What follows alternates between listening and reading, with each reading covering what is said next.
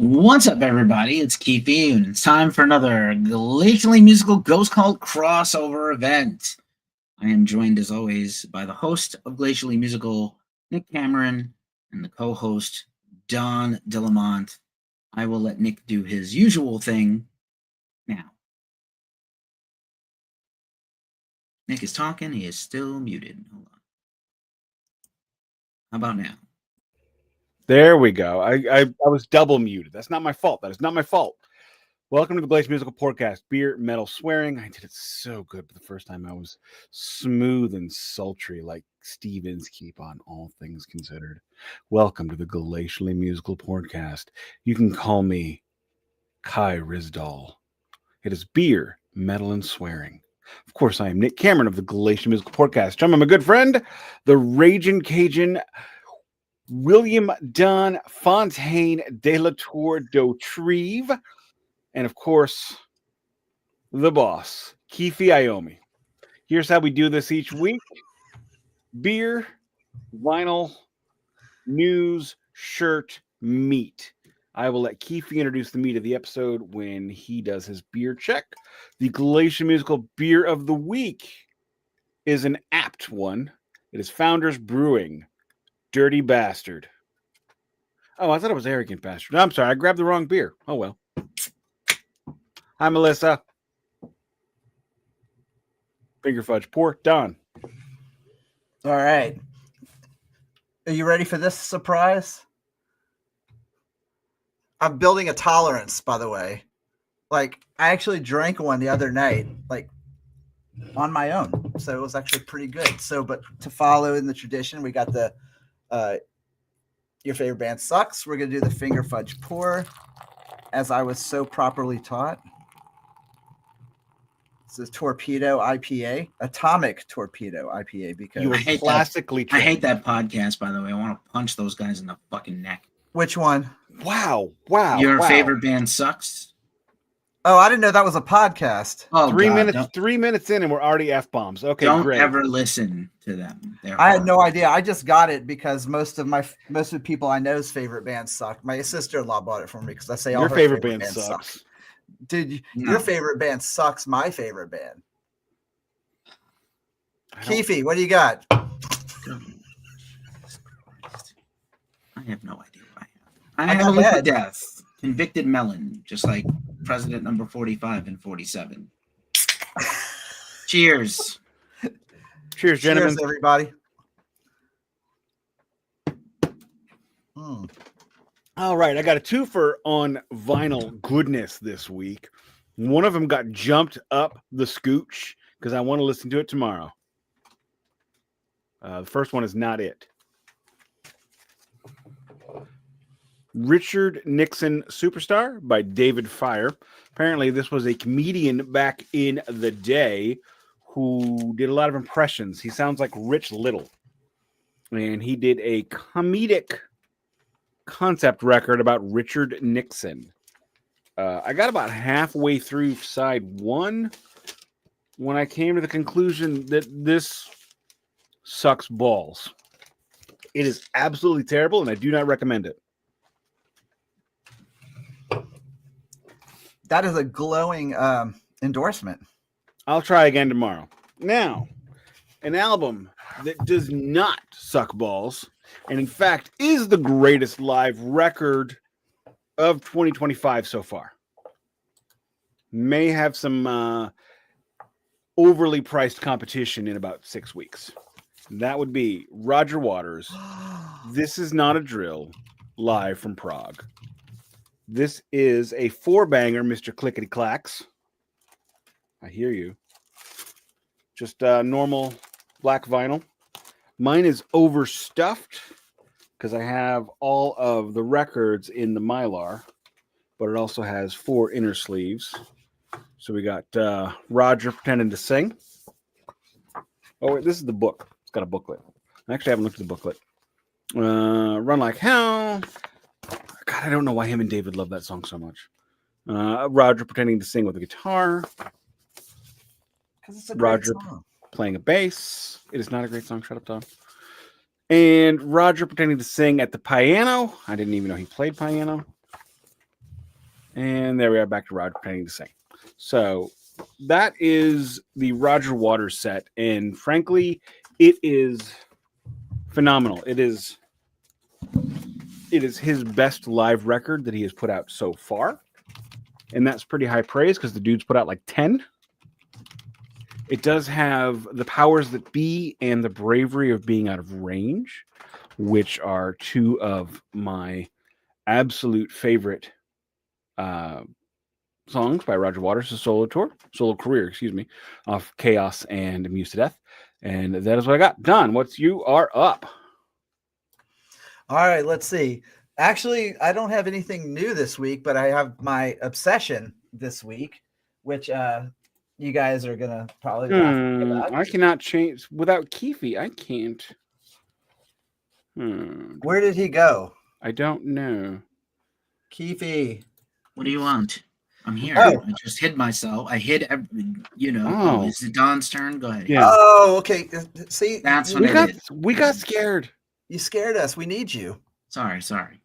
Okay, so like I said, no new vinyl this week because the Waters one is supposed to be in my new one coming up. But my obsession this week, throwing it back, blast from the past with the Bullet Boys, probably the greatest sleaze rock album of the era. I thought you were going to say blasphemous, but okay.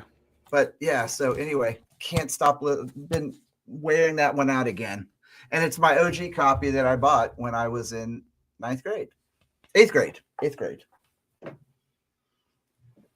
That's my thing. What you got, Keefy?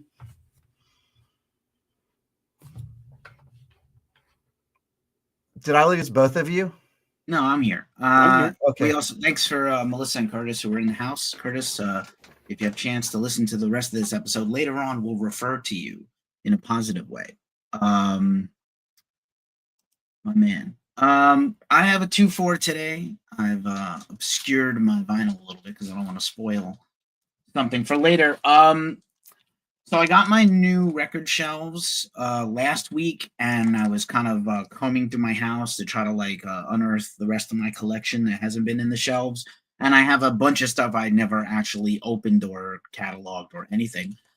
So one of those things is Old Grandad. This is a compilation of a Bay Area thrash metal crossover band.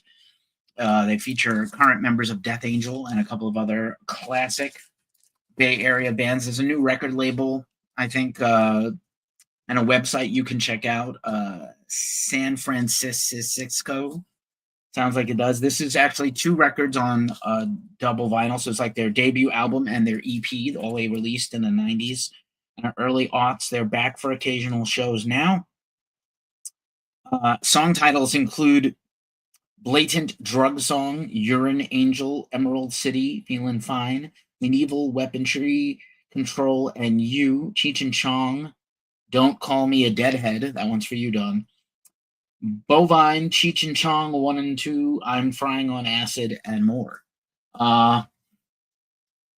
Comedy, always. And this is a very cool, I guess this is a mergy split on all 4 sides, A, B, C, and D. What would you call this, Nick? I would call that a half and half. Oh, wow. Where I was going, I'm not going. Yeah, you can't go there. AC/DC. Yeah. No, I was going to go with a Tom Sawyer character. You can't. I'm not. Can't. I'm not. You cannot. I'm not. You know, crazy. Okay. I would call it vines. I'd call it vines and licorice. Yeah. So, and then another one that I bought years ago and never opened, and I think I had this when I was in between California and New York with Curtis. Here is Mr. Bungle's Raging Wrath of the Easter Bunny re-release, first time ever on vinyl. And this is a bad one. I also have the Bungle live album that I shared here a while back. So this is kind of beauteous. This is their original demo that they passed on. It's how Patton auditioned for Faith No More, gave them this demo tape. Then they, got signed a deal to this, and then it didn't sound anything like this record. Most of the Bungle releases, just occasionally, but this is their original songs and then their newer songs. So Grizzly Adams, Anarchy Up Your Anus, Raping Your Mind, Hypocrites, Habla Español o Muerte, aka Speak English or Die, a cover of Speak Spanish or Die, a cover of Speak English or Die, Bungle Grind, Mathematics, Erasist, Spreading the Thighs of Death, Lost for Words, Glutton for Punishment, and Sudden Death. Comes with 2 inserts for the 2 vinyl. I don't know what the hell this is supposed to be on one of them. Here's your band on the other. And of course, this is Mike Patton, Trace Bruins, Trevor Dunn, Dave Lombardo, and you recognize Scott Ian's beard. He is a beast on this. And of course, it's on this beauteous cherry red vinyl with the Bungle Skull Bunny and Pentagram. So another flashy candy apple red, I think. So that's my 2 vinyl checks. I'll probably whip out my other precious later. Back to you, Nick, for the news. And just some minutiae. I dropped the tip menu in the comments. No one has to tip. If you want to tip, cool. If you don't, also cool. We do the regular live stream thing tomorrow, which will be my show. But on to Nick. We'll put us all back in the Brady Bunch view for the news. Is that better, Don? Now I'm not scared. Yes, now I don't feel so alone. I was starting to feel kind of like left alone in the ether. Oh, man, I'm sorry. It's okay. Don has had a hard week. He'll tell you about it in his news check. Nick, news check, anything. Yes, I have 2 newses. The first news is Twisted Sisters reuniting. And stole my news. Second news is the Eagles are extending their residency at the Sphere. My third news is we have tickets to see the Eagles at the Sphere in January. So, peace out, bitches. No Don Felder, no Eagles for me, but I have never seen them. So I saw them when they fundamentally changed the world. They fundamentally changed the world in the 1994 and 1996 tour, Hell Freezes Over. They fundamentally changed the world by charging an exorbitant amount of money for the tickets. And then everybody else went, wait a minute, we can get $45 for lawn seats? Right. That was right. Right after Pearl Jam was trying to take on Ticketmaster and right prices down, Eagles said, "Hold my beer, make them higher. Fuck y'all.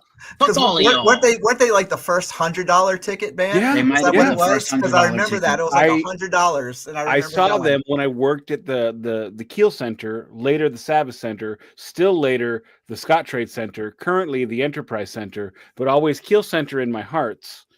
And the section I was in had $125 seats.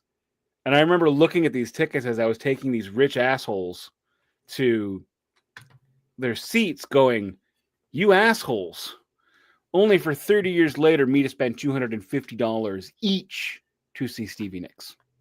So who's the asshole? This guy. Don. And that was probably close to lawn. No, it was I want to say we were in it was the Enterprise Center. It was the arena. I don't remember where we were. I believe we were in like one of the last rows, stage left, about 2 sections down from the stage, but I don't remember for certain. I did wear my Attila t-shirt, thinking, "Oh, I'm going to see Stevie Nicks. I'll wear my Billy Joel shirt." Nobody got it. Sadly mistaken. Don, Curtis wants you to know that you are a family and not alone. And Melissa wanted to know the prices on the tickets, but I'm sure Lawyer Wife got them and Nick did not purchase them personally. Of course, Lawyer Wife got them. I know how much they were. Strings. Oh, I'll tell you. Talking about for the Sphere? Yeah. Oh, okay. Yeah. I mean, you can do the math. You can figure it out. I can get an idea. $300 a ticket. I wish. Yeah, higher. Yeah. Actually, they're higher than that because we paid like $250 each. For we got them on StubHub. However, we did get a cash back on it, so we got a significant cash back on StubHub. So it's terrible and it's awful, but it's not that out of line with the Stevie Nicks tickets, and that's all I'll say. Yeah. That's okay. That's not a answer, what? But okay. No, it's not. I'm just trying to gauge for the Metallica rate, grape in the future. We're going to be spending about 6 bones per for Metallica, my friends. Oh God! All right. Six, yeah, I think it's gonna be that. Yeah. Kurt, I do believe Joe Walsh will be there. He's still in. Yes, he is. And we also got our hotel free though. That's cool. And we might drop a frequent flyer miles for one of the plane tickets. Makes sense. Yeah, I mean, we're going to Vegas next weekend as well, and our Vegas trip with flights this weekend is going to cost was going to cost the same for our Eagles Vegas trip. We were going to pay the exact same money before buying food or anything, but actually, we got a big food credit as well for that one. But then we got free hotel rooms for this trip as well. So we're doing Vegas well, doing it well. Like LL Cool J. I'm doing it well. I told you last week to don't do hand things, please. You are both horribly white. Stop it. Hold on. What's this? The sprinkler. We got it. So anyway. I don't know what the hell that was that Nick was doing. That looked like a busted sprinkler. Nick was all like, what the fuck the two of you doing? Trying not to hit my microphone. I got told not to hit the microphone. So the sprinkler got weird. Yeah, this got really weird. Yeah, so the Twisted Sister news is huge for me because obviously I've been a lifelong Twisted Sister fan, and it's one of the bands, probably the only band that you get on a plane and you get to St. Louis on October 2nd, and there's a real good possibility I can take you to go see Dee Snider's.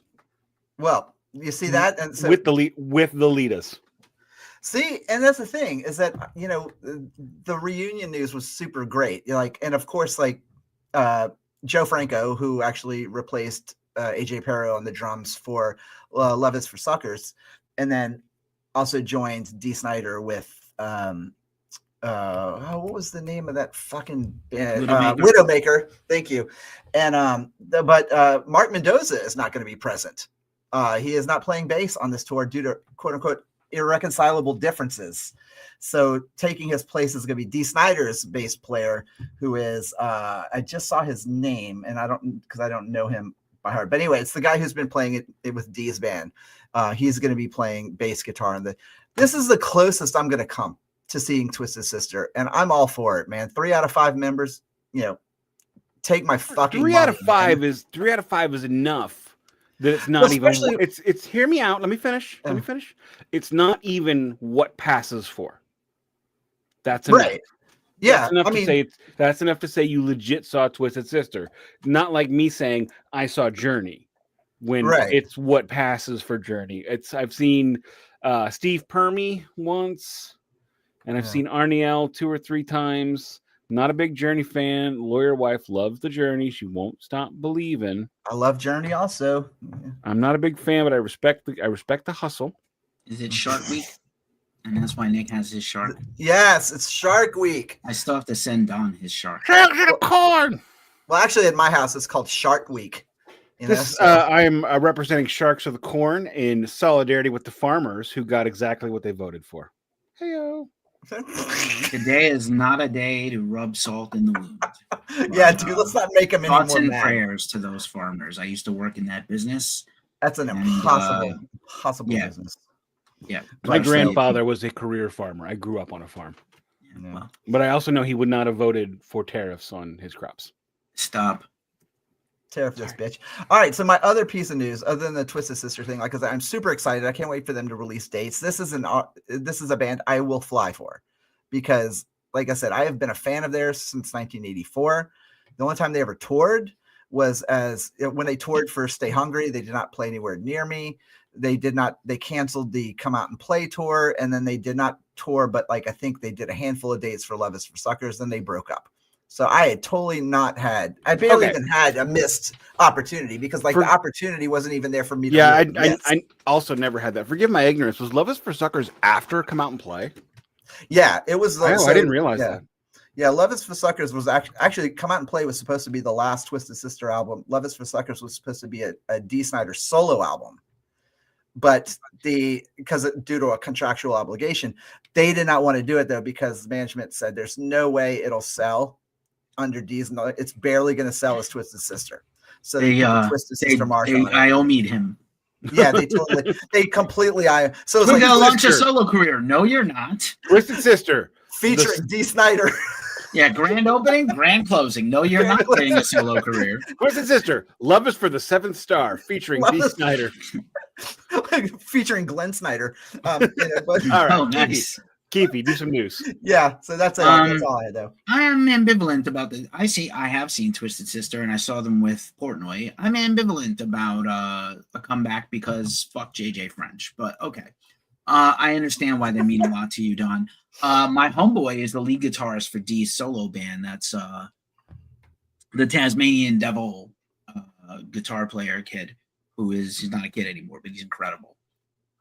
Anyway, I didn't realize what you were news? friends with him. What news is That's there? We finished our giveaway for finally people started entering and we were able to pick winners for Nick's stuff. So stay tuned because you may be receiving an email from the Keefo. Please don't do a drum roll ever on your desk ever again. I've told you before. I have. I will contact the winners. We got a winner for the vinyl bundle and a winner for the CD bundle. And I was pleased to say enough people entered that it even helped make a difference a little bit on our subscriber lists and even like attentions. We got some attention to our socials. It's kind of a you scratch my back, I scratch yours. The MTV that doesn't play videos had a video music award show where they did a tribute to Ozzy. I don't know why, other than the Osbournes, because when was the last Ozzy music video aired? I don't fucking know. By all accounts, the tribute was fine. People in the audience did not know one fucking song that was done. Steven Tyler sang again, and he was quite good. But I still don't think those guys should reunite. Speaking of Aerosmith and reuniting. What did Tyler sing, by the way? Sorry to cut in, but I didn't see it. What did Tyler sing? Hold on a second. I have the. Was it an actual Ozzy track that he sang? Yeah. He didn't do anything himself. Like no one cares about it. Oh, okay. No. All right. This was at the VMAs. It was a specific tribute to Ozzy. I mean, to give you an idea, first of all, MTV doesn't play videos. So they're like, we're going to show a week of videos before we have an award show, not on MTV, but on CBS because Paramount is the parent company. Similar to Warner, Discovery, HBO Max, whatever the fuck, Paramount does not fucking understand their audience, what they have, marketing, youth culture. They understand nothing. So, like, we're putting it on CBS for the first time ever. By the way, competing with the NFL's debut season week. And the videos were on MTV too, not even MTV. Yeah, Because, and then why do it? Sabrina Carpenter, Ariana Grande, Lady Gaga, whoever pop stars win, fine, nice, good, don't care. Coldplay won for the best hard rock video of the year for Coldplay. Ew. Coldplay. Ew. It's Coldplay win best Coldplay is like a fart in an elevator musically. Like they don't rate. They don't rate. Did Jethro Tull win best death metal album? Though? They did not. Jethro Tull I would was not imagine nominated. Jethro Tull won best country and western gangster rap. Or best score for a classical film. Ooh, And of course, best score for a foreign film. shocked that neither of you mentioned this, but finally, Spinal Tap 2 comes out this weekend. And yes! Marty I didn't think we needed to mention that. I mean, we have to. How can you not? It goes to 11. Is it because I've got a big bottom? You do have a big bottom. Bun cakes, my neck's got them.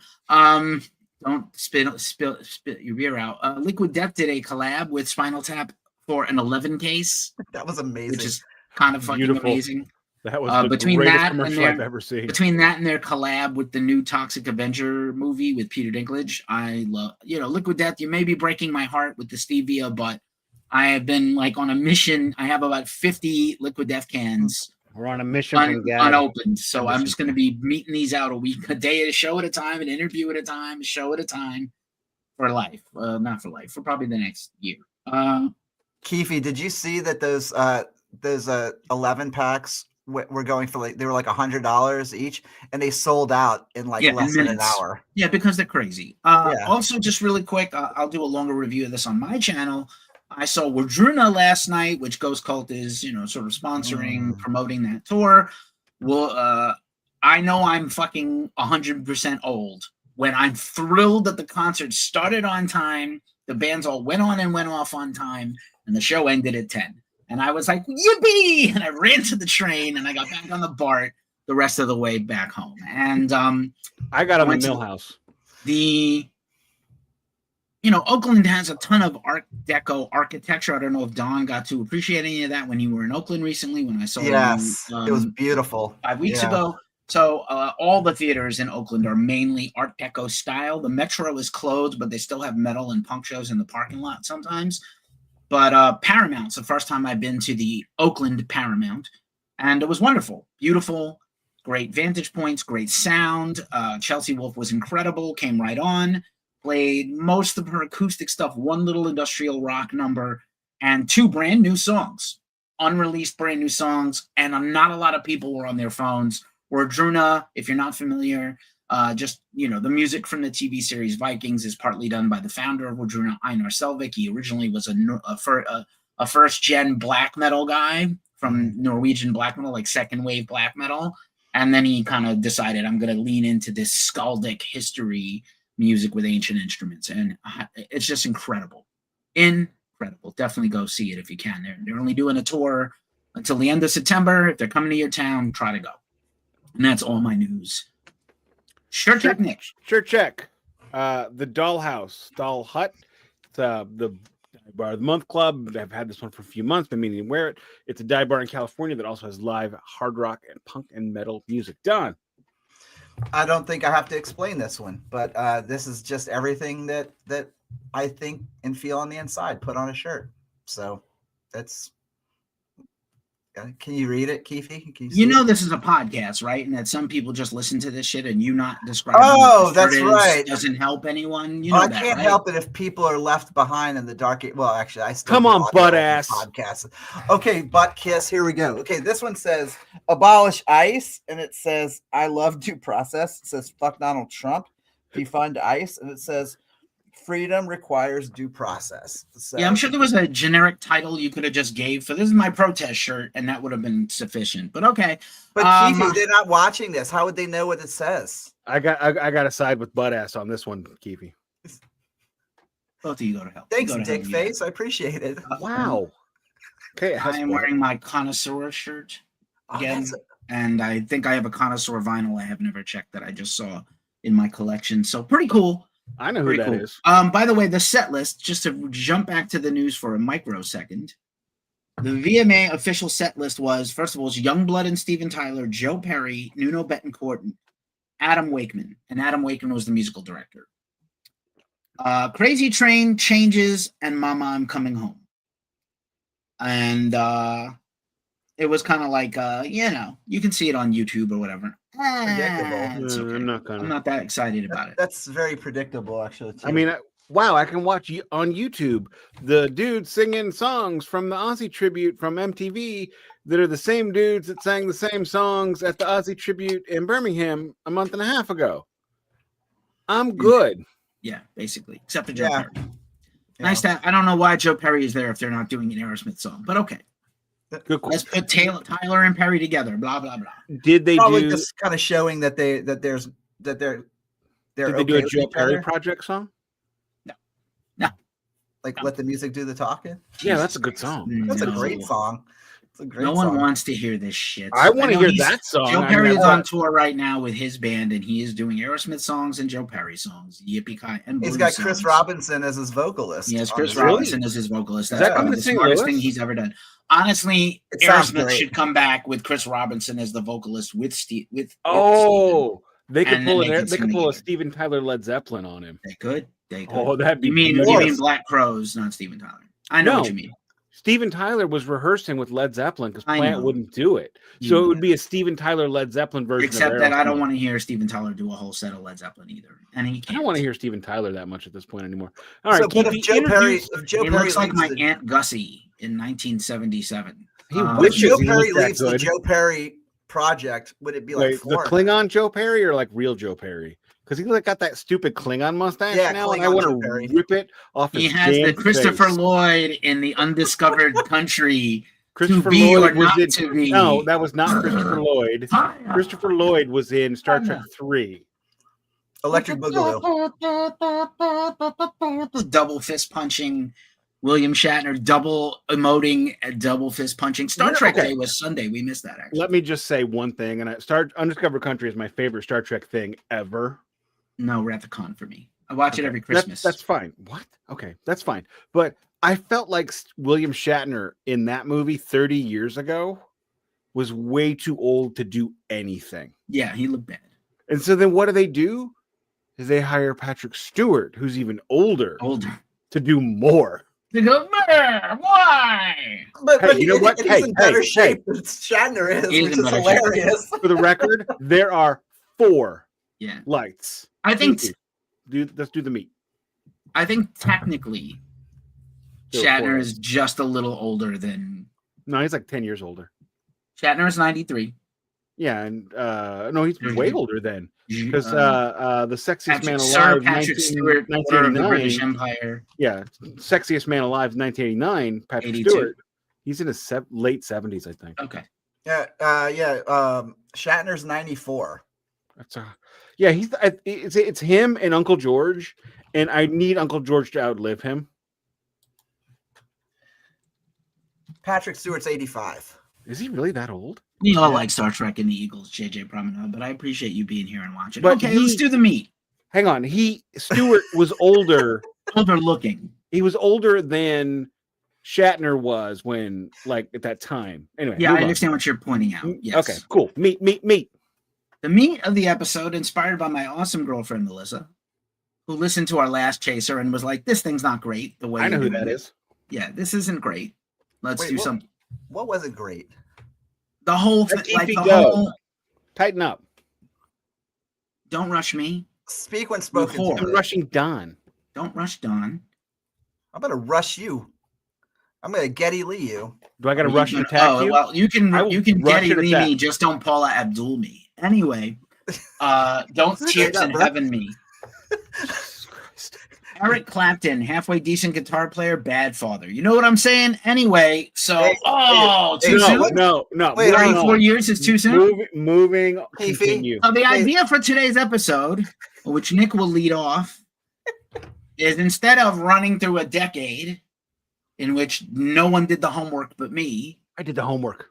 I did the homework. You didn't. You really can't say you did the homework when you pleaded the fifth on more than half of the years. Did not. You did. Go back and listen. It's disgraceful. Anyway, I think a better use of our talent and intellect is to pick a year, pick a cadre of albums we love, talk about why, and why they are the best rock or metal. We strictly said hard rock and metal to eliminate everything else. So if you come out with Air Supply or REO Speedwagon or Jefferson Starship, I'm going to punch you in the nards. There was no Jefferson Starship in '88. It was just Starship. How about Careless? If you picked a foreigner, it's over. We forgot the foreigner news. No, I did not pick a foreigner. Is there more foreigner news? I forgot. We are the unofficial thing. foreigner podcast also. Keefy sent us a link that Foreigner wants to be Tay-Tay's wedding band. Yes, they have publicly pitched Taylor Swift to let them be their wedding band. Is that not the perfect band? I mean, it kind of is. They are a wedding band. I mean, they totally are. I mean, especially because there's the only thing that would be better would be if it was Foreigner fronted by Adam Sandler as a wedding band. What? I'd go see that. Because, he was in The Wedding Singer, So it'd be like, you put Sandler with... The best wedding singer in the movie, The Wedding Singer, is George, who does Do You Really Want to Hurt Me? That was amazing. Karma, whatever it is. I like John Lovitz better. Yeah, no. I'm just pointing out that I did. My favorite wedding singer, my favorite wedding band is the Fred Armisen Wedding Band. Oh my God, the punk rock band. Portlandia. It was SNL. It was SNL with Dave Grohl. You pumpkin. We got the band back together. That was amazing. I love you, pumpkin. That's my Nick imitating hardcore guys. Okay, no, my imitation of that is. Yeah. So 1988 is the year I picked. The Heavy Lies the Crown. Fell to me to pick. So I picked 88 because I think when we did 88 last week when we talked about No Rest for the Wicked. And, I thought it was actually clever. For 1 second, I'm actually going to do this for a second. Check this out. I made a thing.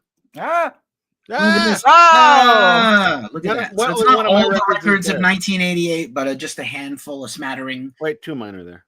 My picks are in here. I'm sure 2 of Nick's mine are in are. there also. Don's might be here. So I feel like there will be some overlap. My runner But also, I thought this is a very good exercise to just give some time, a little more time, instead of like, no, yes, no. Like, this is a lot more thoughtful and probably more on brand for what we're supposed to be, right? The no gets me. Yeah.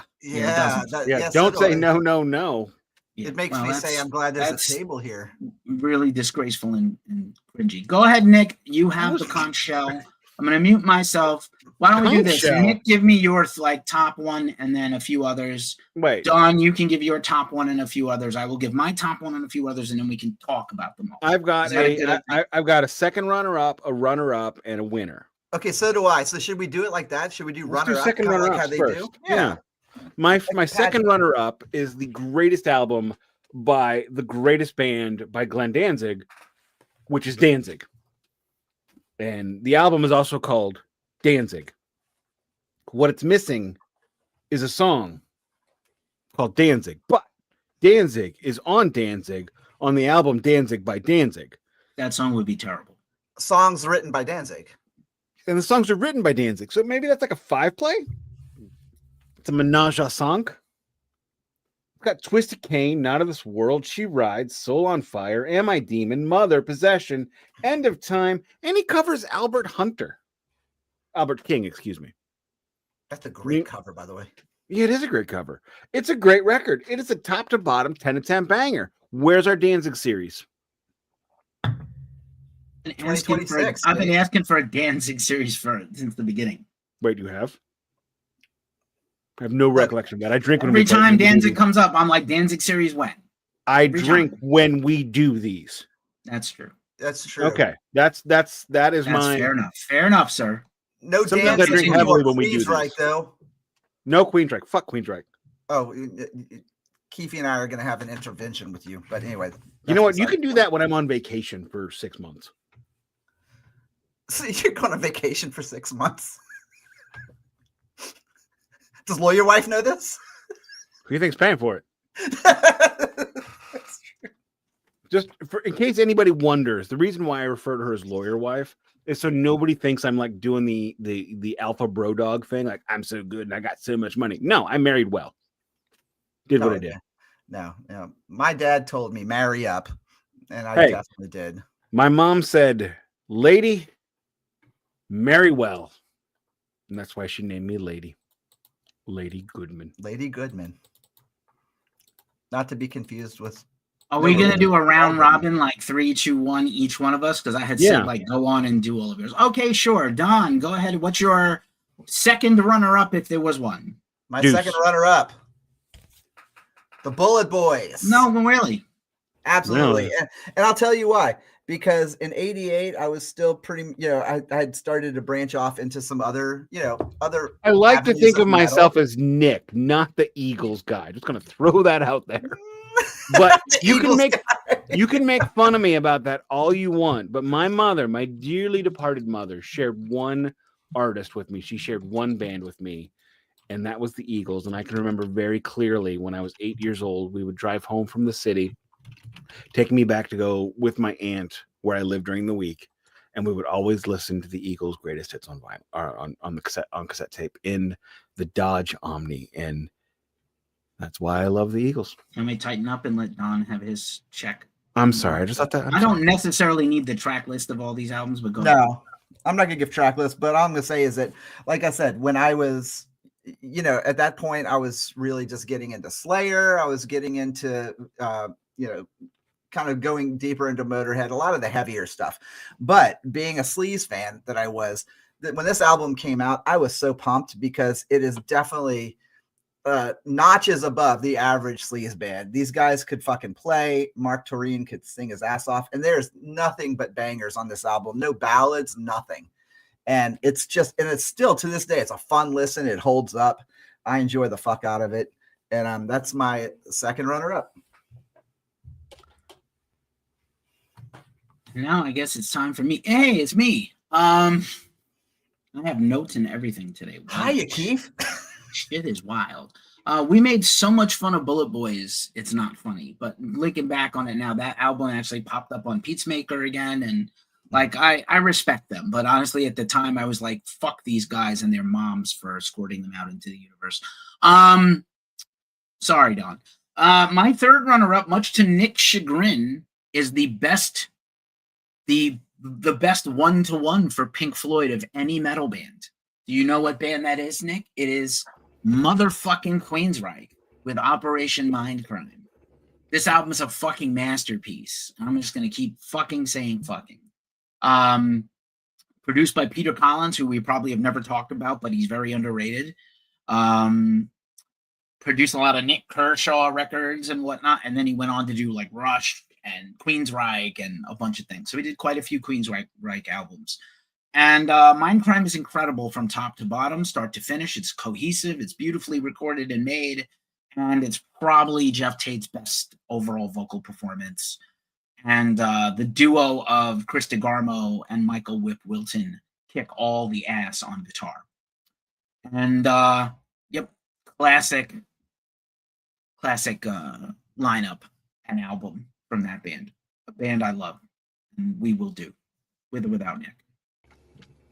I will do it. I will bitch, but I'll do it. But remember what happened with Roger's Dark Side redo. You gave it your all, and you fell in love. Open the mind, Nick. Open the mind. I'm going to quote George Clinton on this one. Free your mind, and your ass will follow. I have seen Queensryche 4 fucking times. But you didn't see them back in the day. You weren't into them in real time when these records came out. Oh, I didn't see them back in the day. I don't. Did you see them with Jeff in like the 90s or 80s? Yeah. I did. Did you see them on Rage for Order? Did you see them on the Building Empires tour? You're not helping, Don. Titan. Okay. Sorry. Rushed on. I saw them on the Operation Mindcrime 2 tour with another hated band of mine, Typo Negative, opening. That's insane. Typo Negative is brilliant. You guys are crazy. Typo Negative opened for them on the Promised Land tour also. Okay, that's fine. It was a terrible show. Anyway, moving on.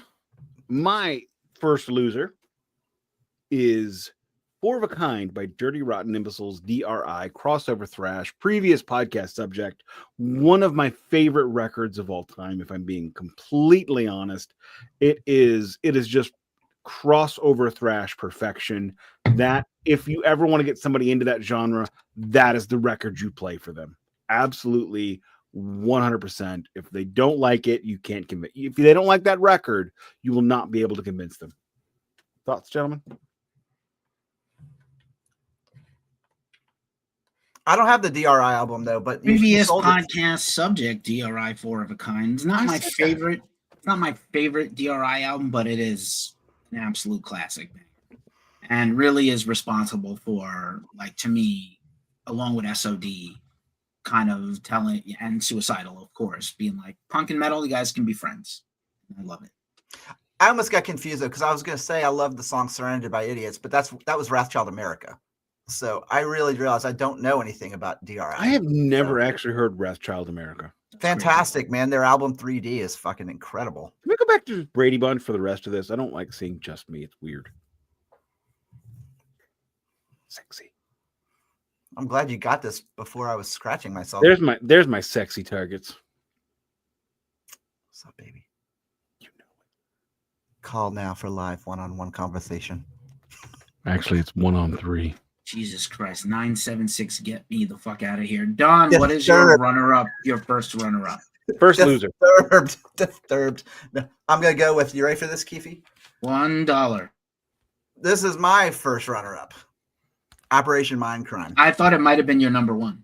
No. I know what his number one is. You know, I bet you're going to get it, but I got it on vinyl. That's what I think it is. This is an incredible album, and I can't say enough like what Keefy said.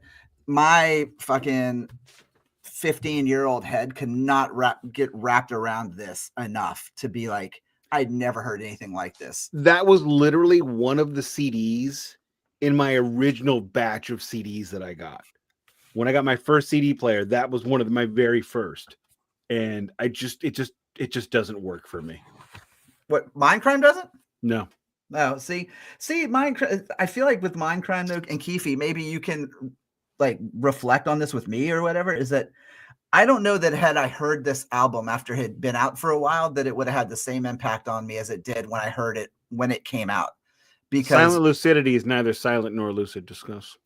It's not on that album. It's not on that album, Nick. It's not? Stay Well in your done. lane, Nick. Stay in your lane. I live in St. Louis. We don't have lanes. We just drive wherever the fuck we want. Well, stay in St. Louis, Nick. I almost got sideswiped by multiple people today. I will just say this, and this alone. As much as you love Pink Floyd, The Wall, Nick, Wall is my home base, my Here North we Star, go. my Here we beacon. go. This is the metal equivalent of The Wall. No, it really is, though. No, Instead of 100%. one selfish guy writing about himself, they like Mindcrime 2 is okay. It's okay-ish. I don't love it. It's okay. I like what they tried to do. They tried. I appreciate the effort. Same thing with Welcome to My Nightmare 2 or whatever the fuck that was. It's like Okay, a cool. try. A for effort. Good try. A for effort. It's an album that exists. I really think, like, if you open your mind, the doorway that I run through in the night, you can actually. Sorry, silent lucidity. I'm sorry, silent lucidity there. You can totally. Quick question, right? Okay, I hear you. I lay next to you in silent Nixidity. Hey, Keefy. Yeah, you want some Nixidity. Keefy, hug me. Okay, Keefy, hear me out. Okay. What happened when we did the Faith No More series? What did I tell you? You are not going to like any of these. You will not change my mind. I liked the first two Faith No More records and nothing else. And what happened? You did not come around. No, Much we to my did chagrin. the Slipknot series. You agree? You ended up respecting them. I kind of like the first record. You definitely liked the last one we did. You were Did I? like, I don't "Oh, remember. this is metal." Okay. When we did Mastodon, what did you say? You will come to love this band. You did not. No. But you loved my explanations of the album lore.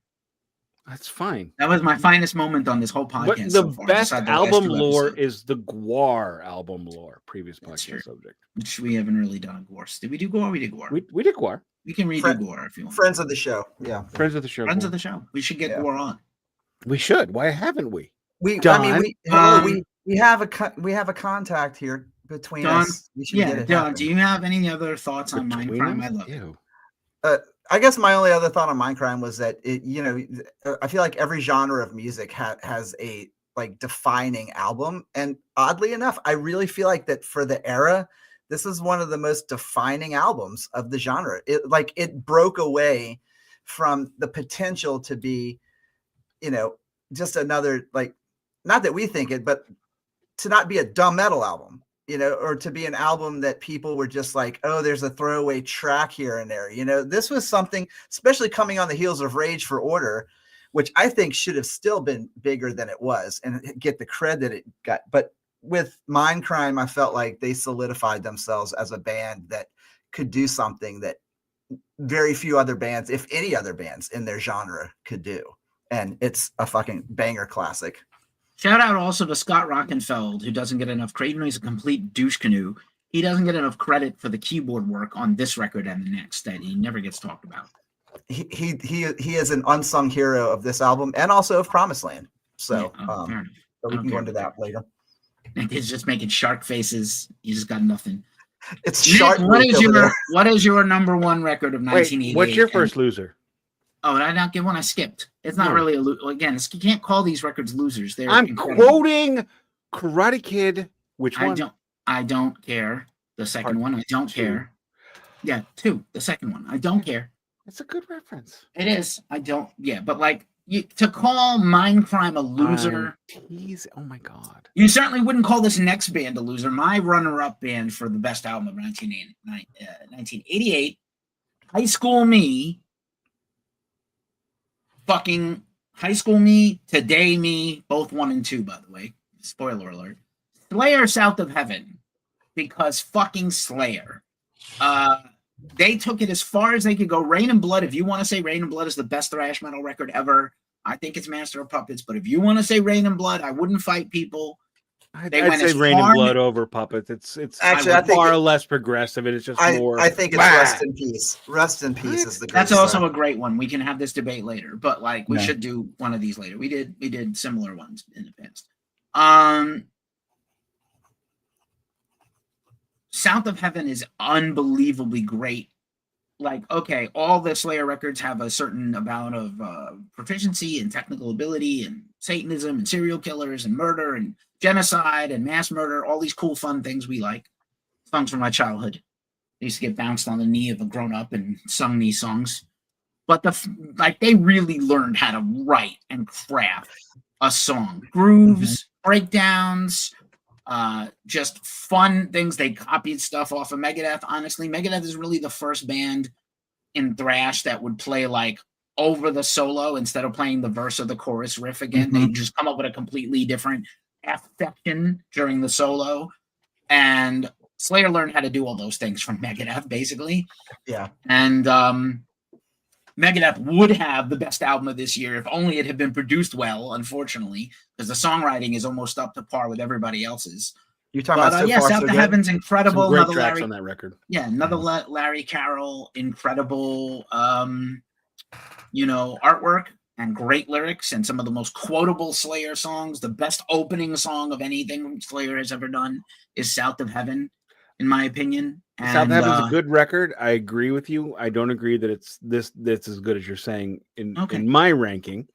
Against the rest of the year, I think South of Heaven is it's the more to Pink Floyd's Dark Side of the Moon. Oh, I wouldn't say that. I don't know what that is. That doesn't sound right at all. No, I disagree. They perfected South of Heaven when they recorded Seasons in the Yeah, you always say that. I don't think so. But I will say that forever because I've said my piece. Would you like, Nick, you get the whole view. Just you talk about your number one. My number one, of course, everybody knows what it is. Don, what is it? Is it going to be $1? $1. Is it Momentary Lapse of Reason? No. It's not the same year. No, it's not the same year. Was that 87, right? Was that 87? No, 86. Okay. 87 was Delicate Sound. Delicate Sound of Thunder. Yeah. You can't guess. Oh, is it King Diamond? No. Them? Really? No. Dude, you're the one that likes the fucking Return of the Vampire. Come on, dude. Why would I not think that you picked them? Touche. Tighten it up, Nick. Go ahead. Come on, my favorite album of 1988 is Metallica and Justice for All. And Justice for All was my entry point to Metallica. That is when I learned that there was another breed of metal that was bubbling under the surface. That was the gateway drug that brought me into death metal, into doom metal, into stoner metal, learning that there was more than just Iron Maiden and Black Sabbath. And Justice for All, though recorded stupidly, mixed by idiots, drunken, angry idiots. It is an amazing record top to bottom. Every song on that album is perfection. When Keefy and I saw Metallica one of the two times in St. Louis, they played Blackened. I lost my poo-poos, probably ran down my leg because I had never heard it live. And the song and Justice for All is truly amazing. I loved how they used the phrase Insanity for decades as a teaser. Oh yeah, we're going to play it. No, we're not. Then they finally played it, which I wish they hadn't done. But it is the Metallica perfection. Opens with the fast one, does the crazy heavy one, title track 2, crazy heavy one, track 3, ballad track 4, and then the backside ends with an instrumental and a super fast one. It is take 2 of Master of Puppets and take 3 of Ride the Lightning. And I feel like they had perfected that system. It's another one of those things where the band has done the same album multiple times in a row, but that was when they finally finished it. And it's just perfection.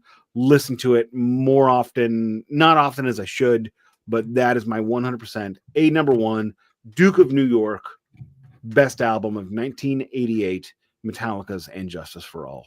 The abject, super mega icon classic. Done. That was Very well put. I mean, great album, top to bottom. I absolutely love that record. But for me, it was, and I'm sure this is predictable to you guys, but this was my favorite album of Knew it. 88. I got that on vinyl too. Is that OG? It's OG, man. It's the version I bought the day it came out, man. Like inner sleeve, perfect. Little bit of a split at the bottom. Beautiful, cleaned vinyl. Everything about this album to me. So a lot of Maiden fans love Somewhere in Time, and it gets a lot of credit. It's my least favorite of the classic lineup of albums. You know, like Thank you. You know, so I never understood the love for it. I mean, other than the fact that Stranger in a Strange Land is one of their better songs. I love that song incredibly a lot. But just overall, like I felt like they were trying to figure out what it was they were going for. On Seventh Son, they figured it out. You know, like I felt like with Somewhere in Time, they were given toys and they didn't know how to work those toys, and they were so distracted by them that the songwriting kind of fell to the floor. Whereas, like by the time they hit Somewhere the Seventh Son, they had mastered the use of this new technology and these new toys, and the album, start to finish, banger. And I don't care what anyone says. Even Can I Play with Madness? Every song on this album has its place, and it is perfectly sequenced. It's like not a bad song on it. And to this day, it's the one, like if I'm going to go listen to Maiden, like this is the one I'm going to grab, either this one or Live After Death. So let me say, I am still disappointed. They did not re-release Made in England 88 properly. And I'm doubly disappointed they didn't release a live album from the redo tour in 2013. They did release Made in England on vinyl. I said properly. Well, what is properly for you then? Not a damn picture disc. It's not a picture. I've got the regular copy. I've got a regular. It's like a 2-album copy. Yeah, it's a picture disc. No, it's not. I've got a gatefold. $1. Hold on. You know what? You guys talk for $1. Well, it's my turn anyway. So you guys talk it. I'm gonna go grab it. I'll show Nick. I'll tell you what. That Maiden record is not my favorite. Power Slave is. I would have that record in the top 5 for that year. Curtis says Seventh Son is his favorite too. I think it has great songs. I think there are better records than that record. Shock and surprise what my number 1 is, and thanks to Curtis, this is part of why it's my number 1. It's this guy, And Justice for All. In 1988, Metallica was the best band in the world. I don't want to hear anything about any other band. They were the best band in the world. I didn't care about the recording. I didn't care about the bass. I didn't care. They were untouchable. What they put down. Years later, the sound, this and that, it's not that great. Fine. The songwriting, Lars's drumming, even with the stolen drum riff from Dark Angel that I asked Gene Hoglan about in my upcoming interview about Dark Angel's comeback record. Everything about it. Kirk Hammett had they spent 9 months making this record. Kirk Hammett had 4 days to do all the solo tracking. And he killed them, even though he doesn't like them all. He still hears things he would do differently. This is their zenith as a thrash metal band. They're even beyond, but they're progressive thrash, right? Yes, Jason was treated terribly. Yes, this album could do a better mix. They will never do that. Go listen to And Justice for Jason on YouTube if you want to. I think it's not just the best album of 88. It's the second best album of Metallica's whole career after Master of Puppets, which I think is their greatest album and the best album in thrash metal history. Don, did you pull out your preciouses to show Nick? Don is on mute and no one can hear him. Baby. There we go. Sorry about that. I stand the fool here because it is indeed a double picture disc set. That's terrible. I totally forgot about that. But hey, Don.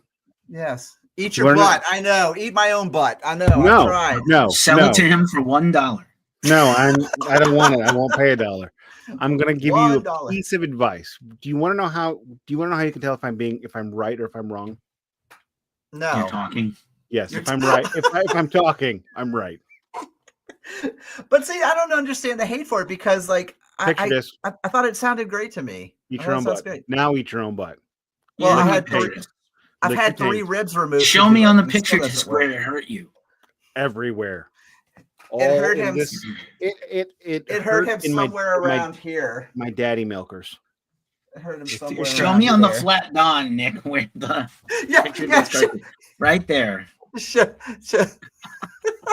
Flat Dons unite. Let's touch tips. Hey, no, It's just hey, turned no, into like a serious Bang Brothers video. no crossing swords with the flat dons, okay? Wait, bash. Let's bash. What? My name is Jose. Swing And it past I'm your Mark. knees. They call me I'm Mark. Jose. Oh God, I used to sing that like loudly to my kid. She's like, Dad. It's okay. Every Friday I sing "This I mean, Is How it's We better Do than It." Dick in a Box. It is better than Dick in the Box. No, I mean, They it isn't did- better than Dick in a Box. It's better as to sing to your child. You should not be singing Dick in a Oh, Box to your child. I was gonna say that Dick in I the thought Box. the Bash Brothers Unauthorized Experience is like the Yes. greatest comedic concept record of all time. Maybe. I've never heard it. It's well, you need to know who the Bash Brothers are. Yeah. Okay, Yeah. Mark McGuire, Jose Canseco, and they were like Mhm. they were juicing like Crazy Town back in the day. Yeah, Mhm. yeah. The Like- whole team. Like there was this thing called the 30-30 Club, which was 30 homers and 30 steals. The belief was at the time you could steal or you could hit homers. You couldn't do You both. couldn't do So- both. So 30-30 was amazing. And Jose was like, Yeah. I'm gonna do 40-40. Yeah, he was first to 40-40. He might have done. He might have been almost 50. Nah, he didn't do 50-50. But the thing about him doing 40-40 was he got nowhere near 30-30 on either side. Mhm. But he's like, Huh. but you know what I do got? Steroids. Lots of them. All Oh, kinds of steroids. And he whoa. did 40-40. How do they feel about McGuire down there? They still love him or no? I don't care. You I don't love care? him. I love him. I was there when he hit 62. I think it's. I was at the game when he hit 62. I got free tickets. It was a Cubs game. I had the first time I'd ever Oh, seen against the Cubs. Cubs too. That's Yeah. cool. Sammy Sosa was there. So Sammy he like Sosa was there. hugged Sammy Sosa. Get his skin cream. No, not then. All right. He was still black colored then. Okay. It wasn't like reflected. Sorry. It wasn't until a He's- few years later he Yeah, Michael they Jackson. definitely had a self-hatred thing going on. He did not want to be a dark Dominican guy. No, he did not. He did not. Somebody convinced him if he whitened his skin, he would get more money from endorsements. They were wrong. Seriously, somebody No, because said he that? looked like an abject albino freak. Well, yeah, he went too far. The other Yeah. way. He looked like a freak. And That's terrible. He's That's like a Pantone book in reverse, technically, like over time. Mm. Like one of those books, a flip book that shows a little movie. So let me ask you guys a question. So we've run through our tops. I'm on top. What are some other honorable mention records? I would have like Seventh Son 5 or 6 to me because it's not my favorite Maiden. It is a top 10 of the record of this year. What other records that we didn't mention should you mention? We did obviously No Rest for the Wicked last week, which only Don would have a highly rated. No, not after the show. That album's Remember, not good. it kind Not of good. had a new reality for me after Yeah. listening to it. Because there are 4 Big 4 records this year. So like we didn't, like Nick, give me some other ones. I'm looking. I'm kind of going. I'm shooting through it. I don't like Anthrax. The That's State of understandable. Euphoria is not going to work for me. Well, that's their least good album. So There's a aside black from, and like there's a black and blue record. no, come on. No, Listen, absolutely I not. know. I'm teasing. Absolutely not. No, Carcass 100% no. no black Carcass- and blue on this show. They are not friends of the show. I'm trying friends of the show and my father, Jeff Walker's Carcass. Jeff Walker, there he is. Glacial lubrious of the insalubrious. It's No, salubrious no, of this no. Indubious. consalubrious. This is one that's easily The pronounced, Indubious. I think. Reek of Putrefaction. Yes. It's that got would be penises on the top. cover, like Oh, Yeah. I thought it was rotting reeks penises. of putrefaction. No, putrefact. See, that's why they have. Putrefaction. That's why See- they have the letters there, Don. So you I don't. couldn't even say it other right. I things. couldn't even say the simplest Carcass album title. No, the simplest Carcass album is Surgical Steel. Heartwork. Oh, Heartwork. Yeah, yeah. That Only would two be syllables. 2 syllables. Is that too many for you? I mean, I know you're Southern. and it's spelled correctly. No, because it's all one. It's a heartwork. Yeah, so it's Heart. How? heartwork. Testament record. I mean, Van Halen. Metallica from Wish that year. Van Halen, OU812. No. Jesus. No. I love that album. No. You love Of course Not you would American. love that. you love that. You're album. not Get outta American. here. I'm fine with that. I can live with that. You need You to go to can't. Cabo forever and do the I wild. don't want to go to Cabo. It's too hot. Well, You do tequila salt off of rails Ew. off of Sammy Shriveled Dung. You know what grosses me out more than anything? Old Sammy people Hagar? sex. Shriveled Dongs. Old people sex. Dongs. And the problem is he's really old, and I'm like headlonging into old people sex. Yeah, that's fair. Oh God! Welcome now, to now he's thinking about it. Welcome to reality, bruh. How about you, Don? Smashes, more- smashes, and hits? No. No, let's go. I want to hear Okay, a come couple more that Nick had. What else I did you have? doubt Nick? Serious one though. Them by King Diamond. I think that's a pretty damn good record by King Diamond. It is not one of my top King It's a Diamond matter records. of time. What's wrong with that one? Nothing's wrong with that one. Do you I guys like just that one. fucking hate King I have it, Diamond and I have and the shirt? I like that record. you can just call me Nick Diamond or King Nick Diamond. Nick Diamond X. is not a. It's like that's your porn name. Nick Diamond is your porn name, definitely. No, it's Nick Dong Diamond. Nick Diamond Dong. Mine is Long Don Silver. Long Dong, Mastodon Silver, Mastodon. Mastodon. Just call me Dong de la Nut. Just call me Dong de la Nut. That would be my. Just call me Don Juan de la Nooch. De la Don, you Nooch. bring out the worst in us. Y'all complete me. I love it. You knock our You asses down to the complicate sewer, and we try to show you how not sure dirty if I they have are by double IBS dirtying. or the two of you. I'm not sure which one is worse. I'm like the guy in the pit who pokes everybody and then jumps out of the pit and watches everybody just fucking fight. Sure, And I just have my beer. sure. I'm gonna get the shark back. So you go ahead, Don. What's some other picks that year? well, so Injustice for All is hands down. I mean, obviously that's that would You be didn't like have it in your 3. No, but I mean it's in there. Is it- I mean or Slayer? it's in my 10 though, So Yeah. because so I was already headlong into Metallica at this point. So Slayer I had just really started to kind of explore into. So Slayer became a big album for me that year. State of Euphoria was kind of like it was kind of a half miss to me, but because I saw them on this tour, with the Headbangers Ball tour, kind of have a soft spot for it as far as nostalgia.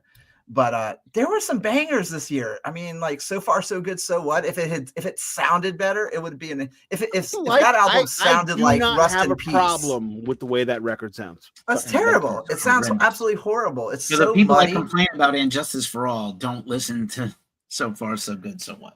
See, the thing is that if that says, Bang Tango, probably one for Don. Bang Tango was one of my Yeah, of course it albums was. that I love. I really like. I'm shocked that you one ever a lot. got laid or touched a titty in your whole fucking life. I Nobody didn't until I was listens to Bang 20, Tango so except- that explains except- a lot. Nobody listens to Bang Tango besides Don. Danny, Well, Wiley never listens touched to a Bang booty. Tango because he was asking about it. But come on, dude, how can you not love a band that's got a bassist named Kyle? Mostly because I've listened to them. So anyway, a couple of other like really great Skyscraper, David Lee Roth, man. I've got a hard on for that album because that was Nick didn't mention that one. that was Well, I'm sorry, I Diamond wasn't Dave's- listening. Didn't. Oh, Skyscraper? Skyscraper? No. I the previous, the predecessor. Eat 'em and Smile. Yeah, that's way better than Skyscraper. Nah, is- see, I actually like that's the- Skyscraper better because I like Eat 'em I and like Smile the is experimental mode of it's it. the definitive. It doesn't have Ladies' Night in Buffalo. And if you've No, never but been to Buffalo, and you would never understand that song, you've got to have been in Buffalo eating wings at a bar at about 10:30 at night to get it. Nick, Oh. mute yourself and let Don finish. Thank you. So I think Skyscraper is a top one for me. Probably would have been up higher had it been more significant for me in comparison to these other albums. But then another one that I failed to even remember was the Out of the Silent Planet by King's X. King's X. That former fucking podcast record. Subject. If I Previous owned it, podcast like I own these albums, that probably would have been third runner up. Because that album is just fantastic. I love that record. Yeah. Yeah. So a few we didn't mention that deserve mention. Probably next up for me would be Death Leprosy. Not, Historically significant, not my took favorite. that early death sound as far as it could go before they changed radically on the next record to a more technical, proficient death metal. I also would have Danzig 1 very high, maybe top 5. Previously discussed How Will I Laugh Tomorrow When I Can't Even Spell Today or Smile Today by Suicidal Tendencies. For a band with like 19 letters in their 2 names, you should make Sarsipius. Sarsipius, that's a different band. I love it. Sarsipius Arc. It's a different band. I know, I just wanted to say it. I know, you just can't help yourself.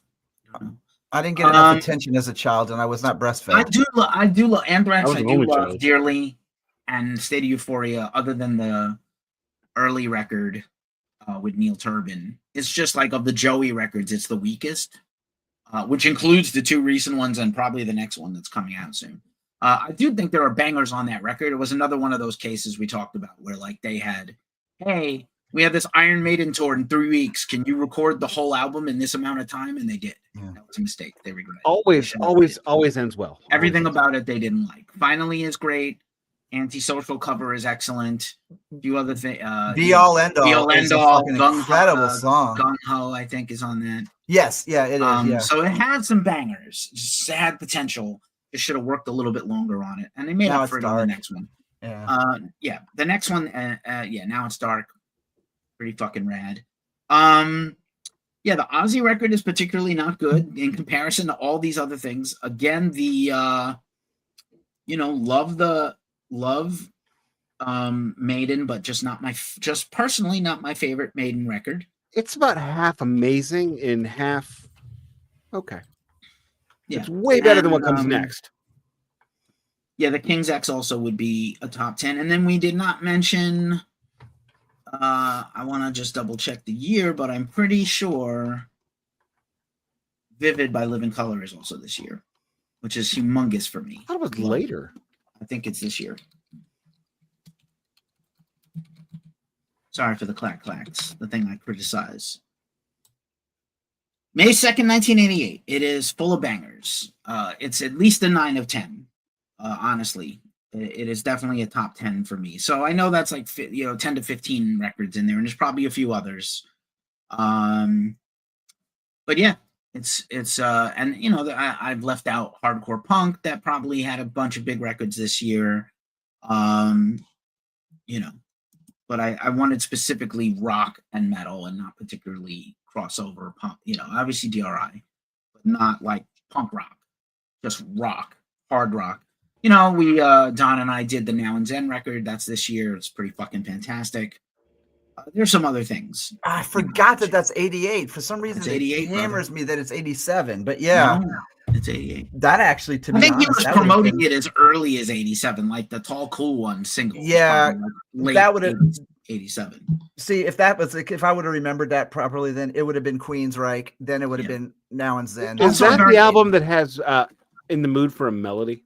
No, that's not. We did the series. How do you not remember? I don't remember, and I have them all. I have them all on vinyl. On vinyl, which is just bizarre. Years ago, Keefy played "I'm in the Mood for a Melody" like constantly. I thought it was Led Zeppelin. Yeah. At the same time, they also played a Coverdale Page all the time, and I thought that was Led Zeppelin. Cool story. Cool story, bro. Also, that year was Yes, Big Generator, which is very underrated. It's a mostly Trevor Rabin album. Oh, that is a good record. It is a fucking astoundingly good record, considering they were on tour for like 4 straight years from 90215 and like Owner of the Lonely Heart and all these things. People suddenly liked the band that did not know they were a progressive rock band and then went to go see them. Like, what the fuck is this 20-minute close to the edge song? Yeah, that's amazing. That totally happened. That totally happened. I witnessed it. I know. I was at all the Yes shows those years. I know. Like people, when I bought a Greatest Hits later. When is Owner of a Lonely Heart coming on? Maybe never. Fuck you. I'm like, what the hell's Tormato? Yeah, Tormato. Yeah, I have it on vinyl. I don't. And have on top of that, they changed the set list Tormato every night. They changed the set list almost every night. Well, they were good enough to do it. Harder than that, though, was their lighting director was probably like, "Fuck this! I hate this job." Because you could not mail it in any night of the tour. You had to work the whole show. When I saw the Chili Peppers in '88 or in last year, 24, they change the set list every night, like the whole. That is a damn dramatically thing. done. When I saw the Chili Peppers in '88, I mean 24. It's like I know, that's not like, remotely the same. that's like saying when I had this really good beer, and then I'm sorry, no, I had a White Claw. Yeah. You know? Mother's Milk is around this time, and I broke that tape. I played it so much trying to play the bass, the fucking Have on slap vinyl. bass. Do-do-do-do-do-do-do-do. It's one of the few albums I owned on all formats. I had it on cassette, I had it on CD and vinyl. No, I did not have it on cassette. I did the 3-banger with The Wall. I did the 3-banger with Puppets. Probably something else. Puppets All was right. the other one I did. Yeah.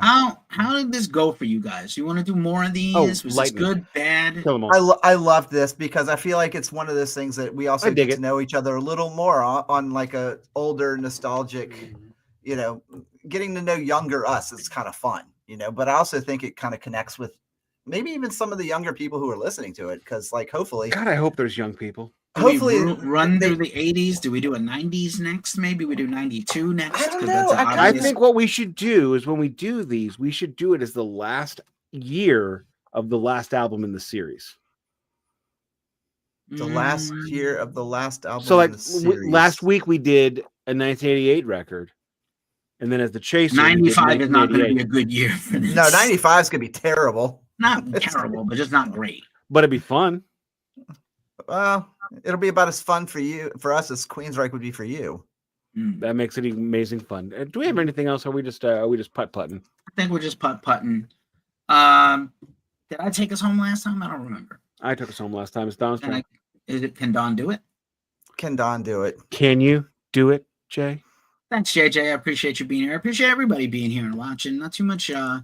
It's easy to say you can. Scooter was here for a minute. I missed some of my everydayers, but yeah, we had some cool guests. Some nice coverage here. I'll be back tomorrow with my weekly show. This will be airing on podcasts wherever you listen to podcasts. If you're not already watching this, or if you missed any part of this and you want to redux it, you can watch it on either Glacially Musical or Ghost Cold Mag, and you can hear the podcast wherever. Don, take us out. All right, so you all have been listening to the Glacially Musical podcast with my lovely assistants, my brother Nick, my other brother Keefy. It does not play in Kalamazoo. Just kidding. It doesn't play in Peoria, but our OnlyFans page does. Kalamazoo works just as well, but it's not a saying. So Kalamazoo, former home of the Gibson Les Paul factory, where It all does the not play in Lake Titicaca. where all the 59s were made. Speak for yourself, including both of Kirk Hammett's 59s. Yes. But stay tuned for the Glacially Musical OnlyFans site coming soon. Only feet. Who wants to see older fans? Only no, older it's gonna be, fans. Wait, you mean, Older fans. Basically, hang on. It's me sitting in a chair complaining about what hurts while I it's eat gonna be chicken only wings. flabs. Only I'm gonna be flaps. honest, like I'm not that sore because I sat at a concert last night. I think every show should start being seated. I don't know. I mean, my belly Dickinson is doing seated shows, by the way, Don, so you won't be standing. Fuck that. Who is?